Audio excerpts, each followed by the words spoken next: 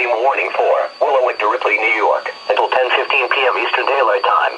At 8:48 p.m. Eastern Daylight Time, National Weather Service Doppler radar indicated a line of thunderstorms, producing strong winds 35 knots, or greater from 26 nautical miles northwest of Ashtabula to 21 nautical miles southwest of Ashtabula, or from 25 nautical miles northwest of Geneva on the lake to Fairport Harbor, moving east at 25 knots. Other locations in the warning include but are not limited to Erie. Mariners can expect gusty winds, high waves, dangerous lightning, and heavy rains.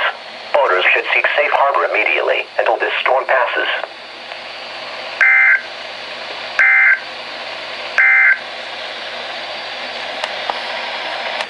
This is NOAA Weather Radio.